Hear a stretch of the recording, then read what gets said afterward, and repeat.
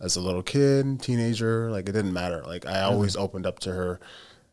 The judgment wasn't there, you know? Okay. For her, it's like she just didn't do that.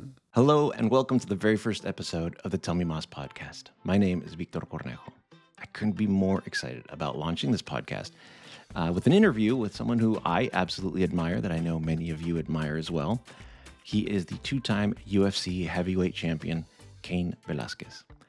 Cain has always been a very private guy, quiet, but that's what just makes, this two-part episode so exciting for me, because he sat down with me for a really long time and we talked about everything, where he came from, how he achieved the success he has, how he's dealing with this very difficult situation that he's having to live with right now, and what's up for him in the future.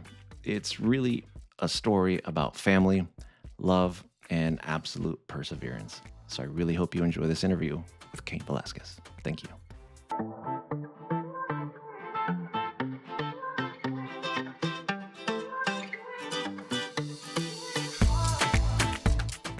Cain, how are you, man? It's great to finally have you here. Doing all right? Thank you. Yes, doing well. Thank you. Thank you for having me. Man, I've been wanting to do this for years, and I can't thank you enough for being so generous and, coming out here to help me launch this little, adventure of mine that is really just about learning and really having the types of conversations that we've had in the past and really digging deeper. There's so much that your crazy life has taught you, all the way back from when you first started wrestling through your UFC career, an amazing high, down, to deciding you have to walk away from it, and then starting a new adventure, and then living the current situation that we're in now.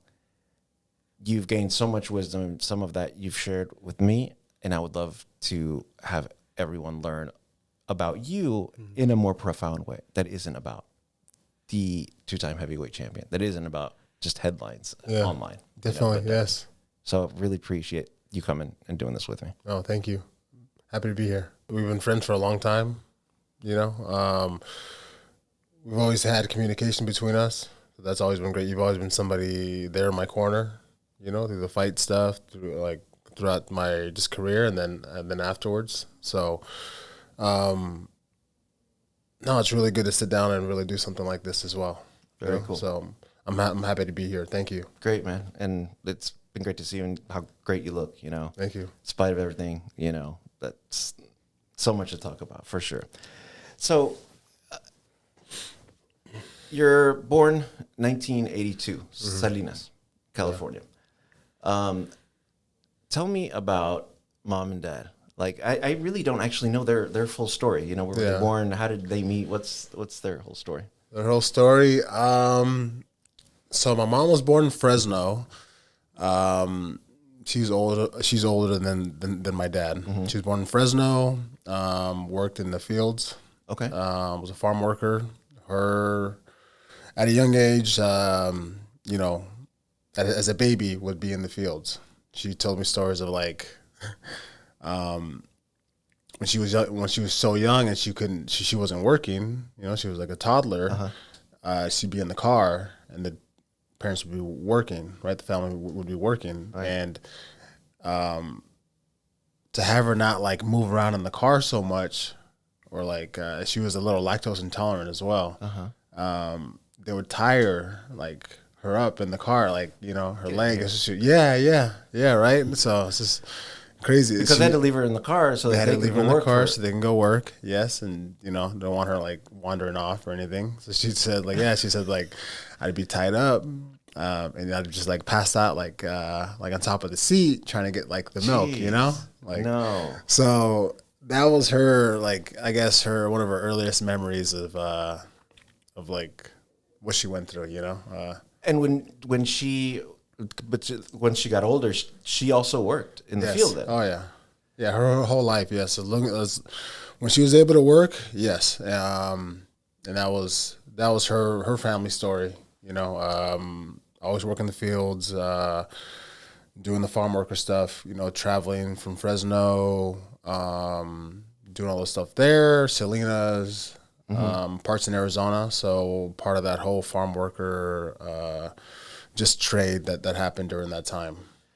So when she talked about that period of time in her life, would she talk about it like a lot of people in certain situations talk about their childhood in kind of a nostalgic way and kind of like, yeah, I remember when I was a kid, it was, but I would think that maybe, was there a little bit of sadness behind that? And, you know, behind that sort of childhood, because that's rough, man. Like, there's no mistaking that life is rough. Yeah, there was a lot of sadness. Obviously, a lot of trauma. You know, the stuff that she went through. Her dad, being from Mexico, was just like very like machismo. Like, right. You know, women don't go to school, all that stuff. You know, like you work, you do this, and that's it. Kind of thing, you know. Exactly. And he ran he ran the household and all that, and you know, kind of with an iron fist for sure and stuff.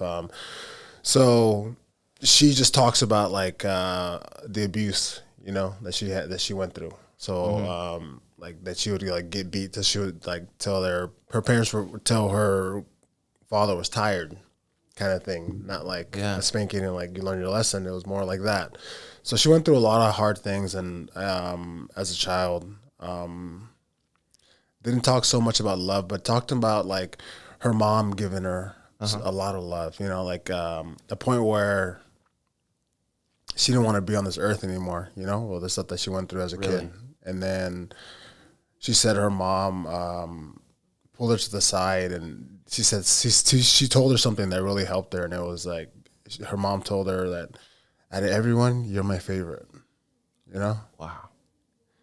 Dang. That's crazy. Yeah, so she tells me that, like, the hard stuff that she went through, and her mom telling her that, like, it's fucking great, you know? My mom's beautiful. My mom is fucking amazing. Has so much love in her. Always tried the best she could, and it was just great, you know? So knowing that the hard stuff that she went through was, I don't know, she did it the best way she could, you know? And she's a survivor. She is a survivor. Like, she's not with us anymore, but you know, she lived her life as a survivor. Like, you couldn't tell that those things happened to her. She was just very strong and gave us a lot of love, you know? And I'm just grateful that I had somebody like that with me. With her, she made me feel so comfortable that I could tell her anything. And this was as a little kid, teenager, like it didn't matter. Like I always opened up to her. The judgment wasn't there, you know? Okay. For her, it's like she just didn't do that. So I showed my love physically with her, you know, hugged her, gave her a kiss whenever, and then I tell her everything, anything and everything. Anything that was going on with me, I would have these conversations with her. So just really special to have that. Yeah. Man, I'm actually really surprised. That there was not so much I'm not surprised so much as at the affection, but that you know so much about her story and her history, but that you had conversations about how she felt, about her feelings and her pain, because. And just from personal experience, I mean, I think our families are really good about not talking about that sort of stuff at all. And it's hidden and it's kind of buried. And I have a ton of questions about my family that I still don't know the answer to, and I don't think I'll ever really get. Yeah. And it would feel almost awkward to even ask about it. But I think that's amazing, man, that you had that sort of relationship with her. How about your dad? My dad? Tell me about him. So my dad, he's younger than my mom, by a few years, maybe like it was like probably 10 years or something like that. Sorry, I should know his birthday and all that stuff. I can't tell. I don't know my parents. My parents have always lied to me about their birthdays, so I still actually don't know. Okay, so he was born in San Luis, Rio Colorado. That's right next to Yuma, Arizona. So he was born there. And from what I know, he grew up in Sonoita, which is Sonora, para Sonora. His childhood was even harder. Went through a lot of abuse with his mom, a lot of physical abuse, a lot of abuse with his older brother. His brother was pretty much a man, and he was just a little kid. You know, they were somewhat of a big family. No dad, no father presence. So it was, and then I think there was like three different dads throughout the whole family, right? But no father present. So obviously, his mom just physically abused him a lot, and that's the way that he grew up with his family. So not a lot of love as well. You know, for anything, just getting beat on, Right. like not wanted, you know, kind of thing. And more so like being a kid on the street. Got it. You know, kid on the street in Mexico. So going to school sometime, like he went to school from the third grade, and then that was it. You know, so working a lot, you know, selling like chicles, like gum, and doing all that, you know, little hustling and stuff. And also still like exploring being a kid, kind of on your own, you know, and getting home and to a place that's not loving at all, you know, kind of totally opposite. So what he tells me, him and his brother, his younger brother, very close. His name's Abel. His younger, Really? I didn't don't know this. Okay, so his younger brother, his name was Abel, and he tells me how they would just be together like always, right? They would go like sneak into the movie theaters, you know, and like watch like Lucha Libre, like watch whatever movies that were there, you know, like they have a way to like go in and sneak in. And he's like, but we got caught too, you know. He's like, so the owner like hit us and stuff, and like we'd run off, you know. He's like, so we got caught, yeah. And then, like, you know, being together, going like to the lakes, like kind of thing, you know, being somewhere all day, you know, Right. And like them just like, you know, when we get home, we're gonna get beat, right? Yeah, we will. It was inevitable. Like in the worst way, you know, just Right. mean, just vicious, like just not being wanted, right? But just have that. They always hate, in the way he speaks about it. Just had that great innocence, you know, of like just enjoying life, you know, like where they're at, you know, exploring themselves, like exploring the town and doing certain things and Adventurous. Yeah, and like you know, like running into other kids, like, and yeah, doing kind of his own thing, but also still having like a family to go to. When did he come over here? So what he started doing, he started crossing the border to find work. Okay, so he would cross the border multiple times. Like this would be all the time. So much so where people would come to him, not like a coyote, but a guide. Yeah, like a guide. Like, hey, you going over there? He's like, yeah, you know, and more so like, hey, like, oh, I'm going. If you guys want to go with me, cool. But you know, it's like it's not easy. You know, it's hard. So, he'd be going back and forth, working and like, you know, getting money and still giving, you know, money back home. Yeah, right. Of course. You know? Of course. So the things that he talks about doing that was like just how hard it was, how much he had to walk, how hot it was, how thirsty he got, so much so where he's like, I'm gonna drink my urine, you know, or try it, and it's like, you can't.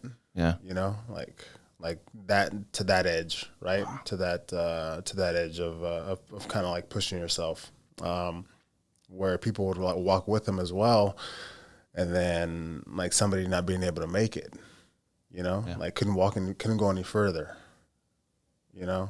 And to that point, you're just like, well, there's nothing you can do. You just have to keep going, you know? So like somebody got left, right? Got left behind. Like it's just, whether one tragedy or a couple, you know, like a couple people, but like you just have to keep going. Like it's very dangerous, like trip. So, that's when he started coming over, working, doing like little stuff here and there as far as working, and then I believe he got into the farm workers, like things as well. Maybe I think maybe in like the 70s is when he started like working in the farm and doing all that stuff. Right. Yeah. Right. And is that where they met? You know, both working on the farm. Yeah, they did. They both met. I believe in the 70s. They were in a small town. I believe in a small town, Eloy, Arizona. Anybody knows Eloy, Arizona? I got a lot of family there. Okay. I would say that's my like second home besides Yuma. Okay. I kind of grew up a lot of my childhood there, and Eloy is like there's nothing there, you know. Like I talk to my cousins when I'm there. I'm like what do you guys do? Like where do you guys live here? You know, and Why? like it's one of those towns. It's very small, but there's a lot of pride, a lot of good things that come out of Eloy. You know, a lot of like athletes, like good athletes that come out of Eloy and stuff. And that's where they met. They were working there. They met there. My mom, she tells me the story of like how they met. She's like, she had it in her mind, and I think this is somewhat true back then, you know, depending on like where you were at. But she had it in her mind. She's like, we were at a dance, okay? Un baile. Yeah. And she's like, I didn't want to dance with your dad, okay? But back then, if you fucking didn't dance with somebody, like a man, like, you know, like from Mexico like that, like they would beat you up. Right? You know, like that. Wow, that took a left turn. Yeah. No, like that, dude. Like Just for not she was no, she didn't want to dance with him, but she did. And then I wonder why she didn't want to dance with him. she was just like, I don't know, she just wasn't feeling it or whatever, you know. My mom loved to dance. My dad, Really? he's like me, like, nah, like, we're good. Like we don't, but my mom would be dancing, like she'd be making tortillas in the morning and it would be like hot and she had a fan and she'd be fucking like blazing, you know, with the music going, making tortillas, man, working, right? Like touching the comal with your fingers, like all that, like awesome. Like I still remember that, just waking up, smelling like the masa and all that, and her dancing, her sweating and dancing and making these like yeah. So she ended up dancing with him, and I guess, you know, they ended up, you know, dating and all that. Okay. Yeah. So, you know what? I really, we've never really spoken about him, but tell me about your siblings. You know, tell me about your brother and sister. You know, what order that was in. Yeah. So, my sister Adela, she's the oldest. My brother Efrain is the second, is the middle child, and then I'm the youngest. They were both born in Casa Grande, Arizona. Okay. So my parents were living in Eloy at the time, and during that time of the season, right? So they were born in Casa Grande. You mean the farming season? The farming season. And then when I was born, it was the summertime, right? So I was born in Salinas, California. That's where they were at in the summertime. Okay. So my early, were you guys close? You siblings were? We were. Yeah? Yeah. There's it's always good and bad of like growing up, you know, with obviously like parents that had like a lot of trauma, right? My dad kind of had the same thing. It was like women have to be a certain way, you know, so he's very strict with my sister, right? So it was almost made it like a lot of tension in the house, like regarding that, like then just letting her be. You know, when my dad had a lot of stuff to like let go, you know. So, and my brother was like, he's just the best big brother, you know. Like, I realized I didn't realize how much he had to take care of me, you know, until like looking back, right? Like, he's only 2 years older, but he really like took care of me, you know, had me under his wing and all that, really looked out for me, you know, make sure I didn't get picked on, all that stuff, right? Because my dad was gone a lot, he would be like the man of the house as well, You know, my dad, there was a time when we ended up just staying in Yuma in Arizona, and my dad did the seasonal work for a while, right? Okay. So then he was gone half of the year. Oh, wow. Yeah, yeah. So he was gone half of the year. So my brother took those, took that role of being like, the man of the house and stuff, and did a great job. But I also know there's a lot of pressure on him as well. Like you want to be a kid and just do kid stuff, but then you have to like step up and be, do that role as well. Yeah. But Such a common story. yeah, Such a common story for try sure. to pick up the slack and do all that, even though you're not ready. But he did a great job with that. But I can tell he was a little stressed out, with it. He had to speed up and grow up.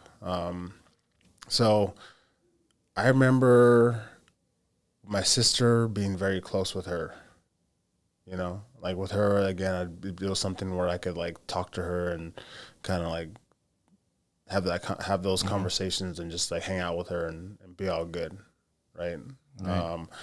With my brother, I think as he played that like father role, he was more so like that with me a little bit, where we couldn't be necessarily once we were like once my dad started like doing the seasonal work, seasonal farm work, he had to play that father role, Right. And I think it was more like that, like versus like. So you loved him as a brother, but also kind of like a father figure, even though he was not that much older. Yeah, yeah. So I think that even put a little bit like a space between us. Okay. Oh, Right? okay. Because Right. like you can be a little too much where you have to be a certain way versus just letting me be me and we can just hang out and do that. Like which we did, we did both, but it was also like you have to be a certain way and all this. There's a lot of stress that he tried to put on me as well. I remember one of my earliest memories is being in Salinas, California. We were there before we like, stayed in Yuma, and just I remember I was a toddler. I was like 1 or 2. One day it was my birthday there, and I just remember like everybody just loving me, man. Like Really? like it was my birthday, and I just remember everybody like this is for me, like. I just felt like the love from everybody. That was like my earliest memories. I just felt that everybody just like looked at me and like loved me, Right. And there was a small little community there. So I just remember that like being amazing, happy moments, right? But it was just me as a little, as a baby, as a toddler. I think is really interesting is that, you talked about, trauma. That on my mom's side, there was absolutely trauma growing up. Your father, same way.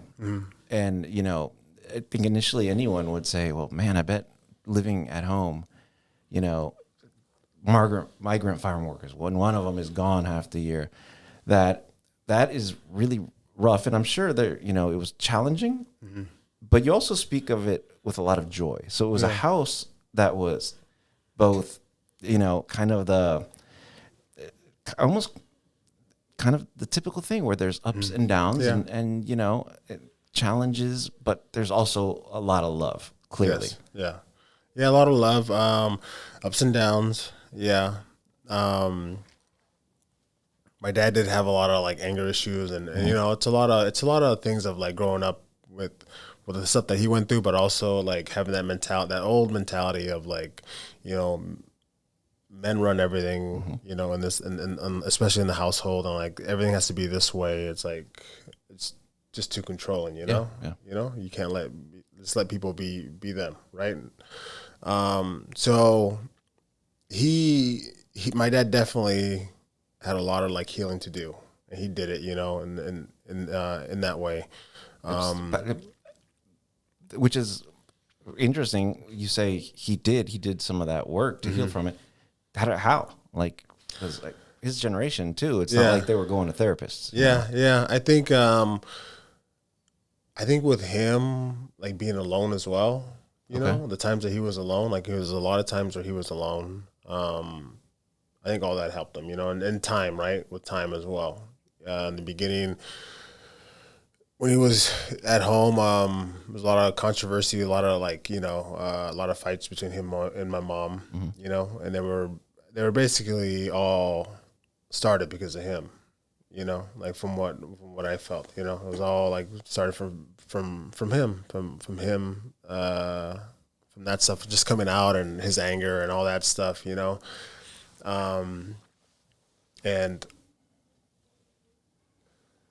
I think that's why my mom really was really open about it, about his stuff and, you know, like, and her stuff, you know, where she would tell me his stuff as well. And she was just like, she would bring up his childhood, you know, not necessarily to defend him, but just to put in perspective, like what he went through and what he's coping with, you know, and her as well, you know. That's interesting. I think I know more about my dad's childhood through my mom. Okay. Than through my dad. So she was just trying to, you know, because my dad at that time for sure wouldn't, you know, necessarily like speak about it, you know. I'm sure if we asked him, yeah, but I had no idea. But she would definitely put in perspective what he went through, and so it made a lot of sense, like why he was like this, and it was good. You know what? He was even good too when he was gone. You know, like a lot of, you know, like. Even though I missed him, like I love him, like all that stuff, you know, I wish he was there, but sometimes it was good that he was gone as well, you know? Right. Yeah. And it doesn't sound like you resent any of that, the hard stuff. It sounds like, you know, you accept it for what it was and, you know. I'm proud of them both, man. I'm proud of like how much they changed, you know. I'm proud of what they went through, that they wouldn't turn into that, you know. Right. You know, that they still had some hurt. Yeah, they still had a lot of stuff to let go, but I'm proud of like how they treated us, right. You know, from what they went through. Such a change. Yeah, yeah. So I'm like I just like, 'cause it's supposed to repeat and repeat, right? Supposedly, and yeah, not everything is perfect, but that's such a huge, impactful change from one generation. Yeah. So just like living in that, I felt like at an early age, I just knew that things would always get better with generational, you know, like generations, like things would get better, right?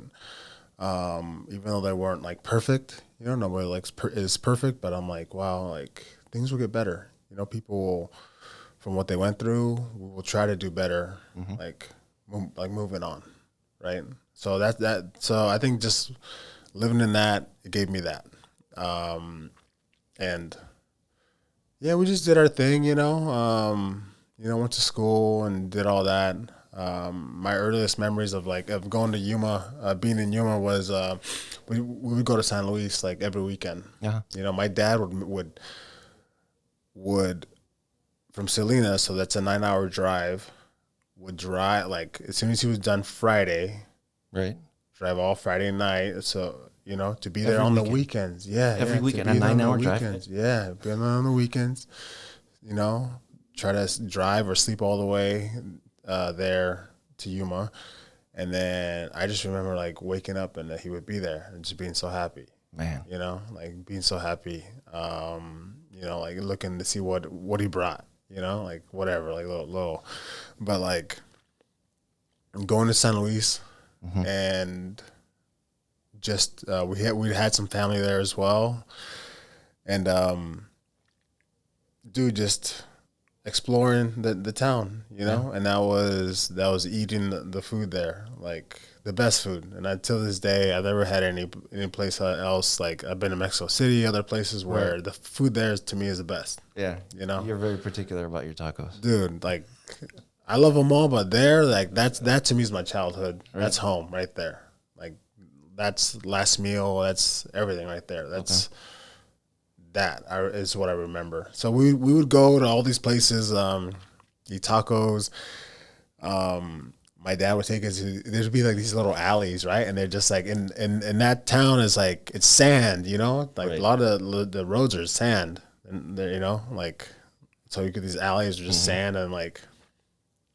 this guy with the ice chest selling oysters In the desert. in the desert, right? Oh, right. no. So you got um, It's a food poisoning alley. No, well, you have Rocky Point, Puerto Penasco, which is like Okay. 2 hours away. Okay. Right, so they can get fresh like seafood. Yeah.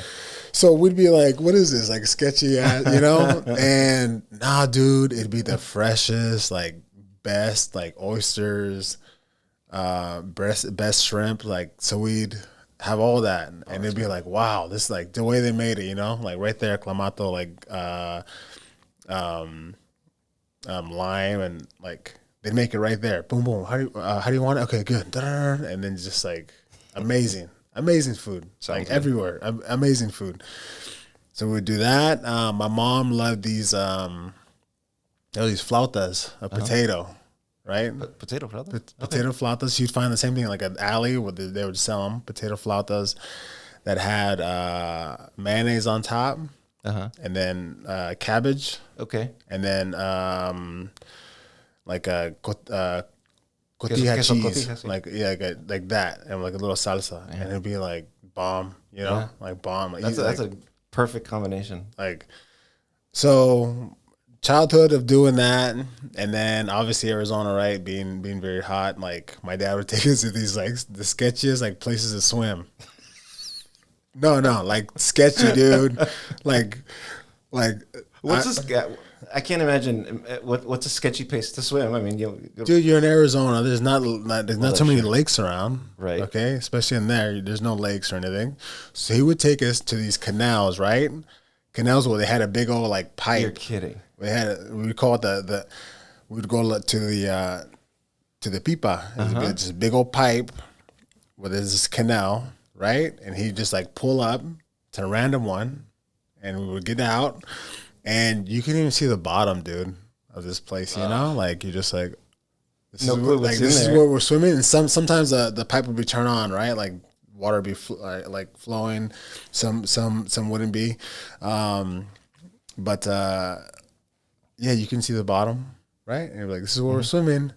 And my mom would always be like no, like hell no. But we'd always, yes, we would end up swimming in there. Like that's what we would be doing. So I remember just like sketchy places, like okay, and then just having the best time, you know, Yeah. like doing things like that. That's great. Yeah. I thought you were gonna tell me it was an ugly swimming pool, man. Not a freaking canal. No, dude. We would do it like hardcore, man. We would just Awesome. find any little place and go swimming. I tell you what, that helped your immune system. I mean, so, yeah, like bet. fear, all that. Yeah. We would just hop in, and everybody would be just having a good time. Man. You know? Yeah. That's yeah. amazing, man. I'm glad to hear that. It sounds, like a lot of love, just a ton of great memories, with your siblings, with both parents, in spite of, all the challenges. But Yeah. it's a beautiful story because of like generational change, man. Like look at us, what we're sitting here doing, man. Yeah. We're, in this great place and just talking about our lives and in air conditioning all day long, and the type of work, the type of work I did. I did, I was in an office and like, your type of work's a whole different thing. That's a lot of torture for sure. But, it's just the lifestyle change is just amazing. Yeah. Man, so a few years ago, you had a shitty year. It was bad. Like within weeks, you lose your mom, you lose your brother, you lose what you're saying, your brother, but also who's so important in your formative years is also kind of a father figure. And how did you deal with the loss of your mother? Because like I said earlier, I'm really impressed with that communication that you had with her, how deep that connection was, and that you could speak to her on such a level. That must have been a pretty profound sort of void for you. With my mom, her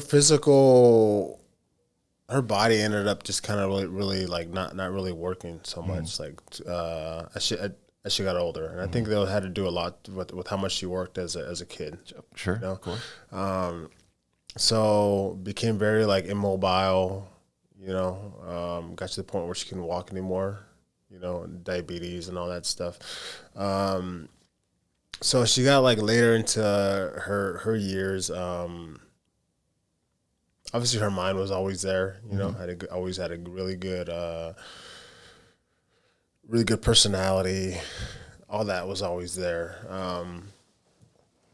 The later that she got, it was more like because she couldn't move around as much. I was okay with her leaving. You know, like rather than her like suffering here and Right. you know. But I saw she was one that I got to see kind of go back into like a baby phase, you know, like the Right. Benjamin Yes. Button, right? Like we like grow up as a baby, all that, and then like our bodies do the same to go back, and that's what I saw in her, like before she left. So be more so like that, like a toddler, and then all of a sudden like almost like a newborn. Okay. You know, where she was, where her consciousness necessarily wasn't here. Like she was looking off into something else, you know? So like you say you'd lost her before she actually left to a certain degree. yeah, because she wasn't necessarily, she got to the point where she couldn't speak, you know? So, and then all of a sudden, like when I looked into her eyes, she was looking off somewhere else. Like she, you know, like she was like going off to the other side. So, yeah, it was a relief that, like, she was not being, you know, in that sort of pain anymore. Right. Right. Right.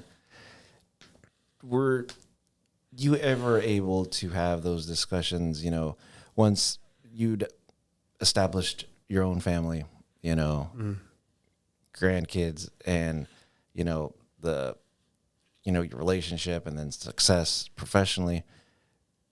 Do you think back and feel like you feel that, you know what, I probably made her proud. I think she's proud of me. And She always told me that. Yeah. she just told you. She always told you. Always. Yeah. She always made sure she told all of us that. Oh, yes. I'm great. proud of you. I love you. Like, and it wasn't just saying it. Like her emotions came out. You know.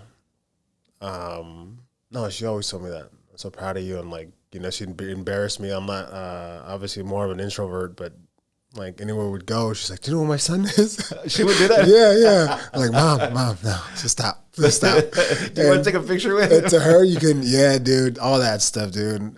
Always, yes. Oh, that's awesome. Even from a little kid, you know, like he's a state champ. He's a, you know, like he's a city champion. All that, like right away. And I'm like, Mom, no, don't stop. So she would do that always, man.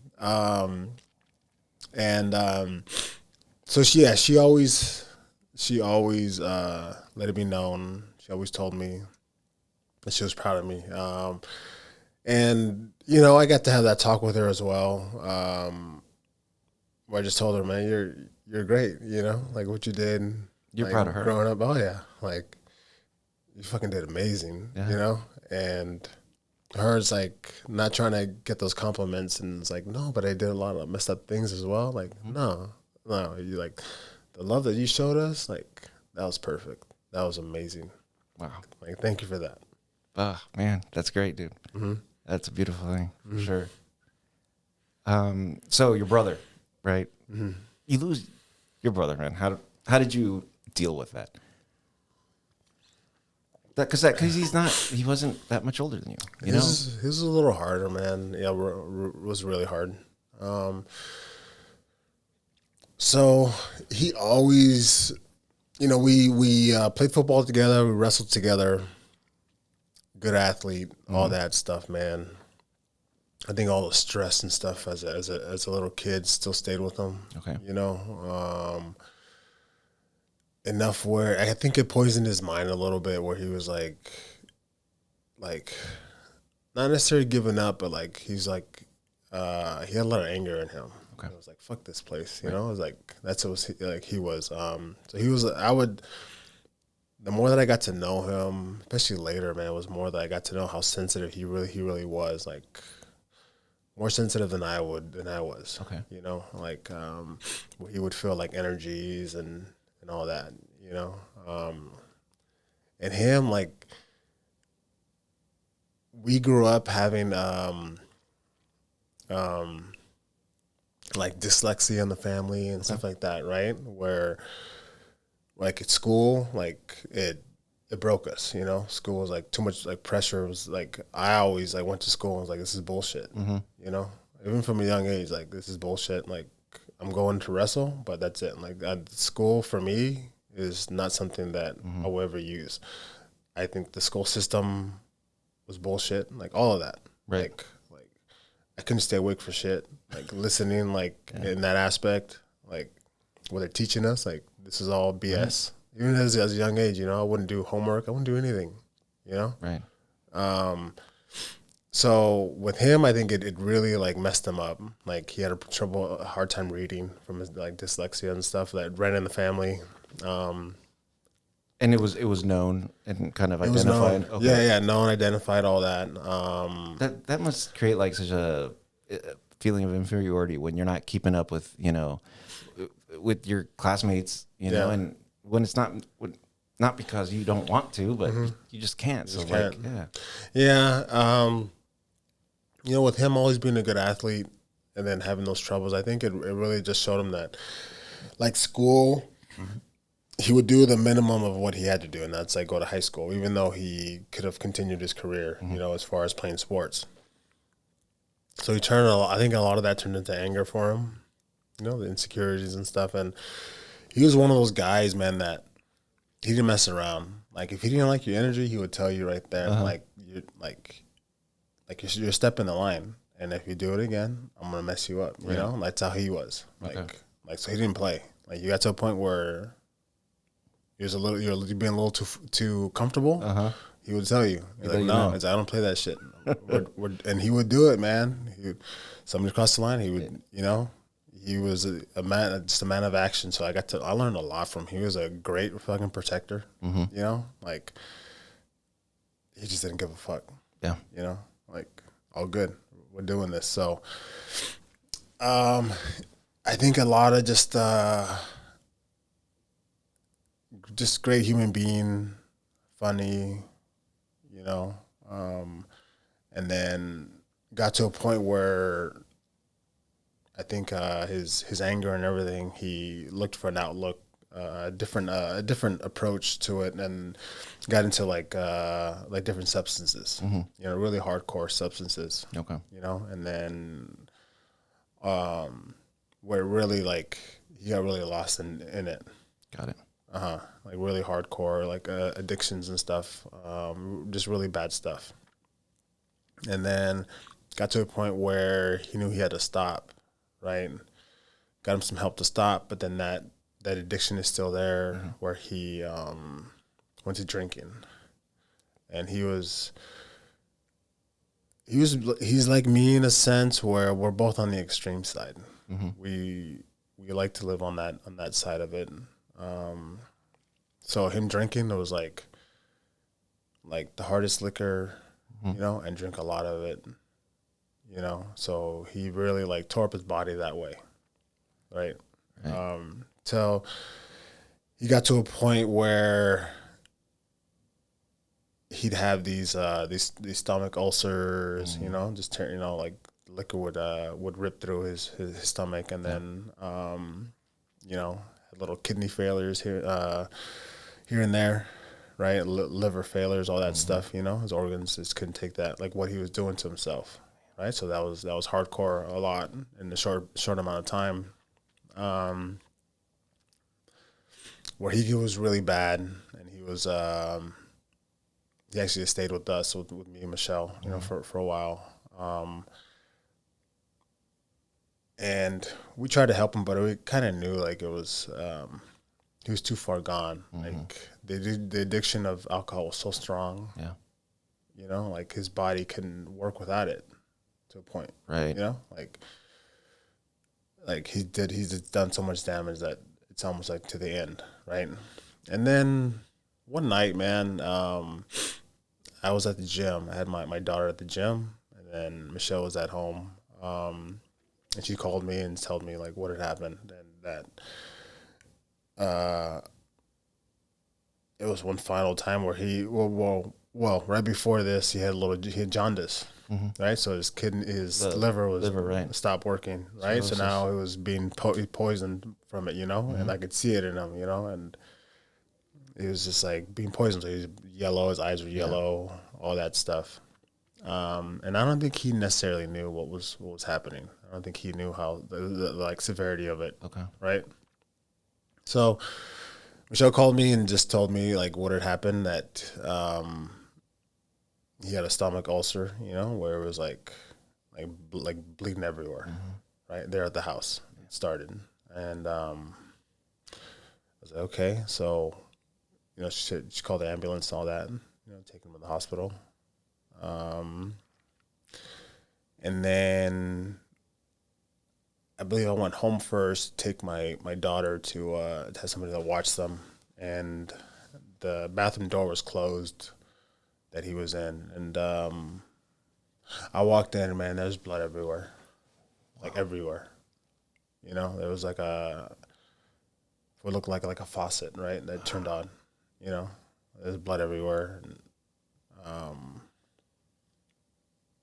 so then we went to just the hospital from there, and we saw him, and again that faucet was running, and they couldn't stop it. It was just nonstop.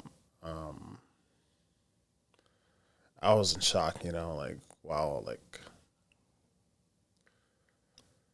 I was in shock. It was just like wow, like this is like thinking so many things. Like this is what you wanted, but also like this is the last time I'm going to see you, right? Like I didn't even think that, like that didn't hit my mind.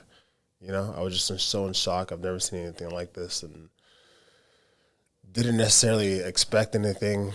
Wasn't prepared, to see something like that. So for me to like just pay my respects at the end, I didn't, do that, You didn't before his last like conscious like moment, I wasn't ready. I didn't fucking know. Right. So that really like fucking that really got me. Was that. So he went into a coma and just ended up passing away because they're like his liver's not working. There's so much blood rushing that his stomach won't be repaired. Like it's just not. So he passed away. Man, that is the definition of a traumatic event, man. I mean, like, shock, and then sounds like, I mean, yeah, I can get a little bit of anger too, it's like, is this what you wanted, and have you come to terms with sort of those feelings, that the negative aspect, the fact that you didn't get to tell him certain things at the end? Have you done work to kind of heal from that? I have.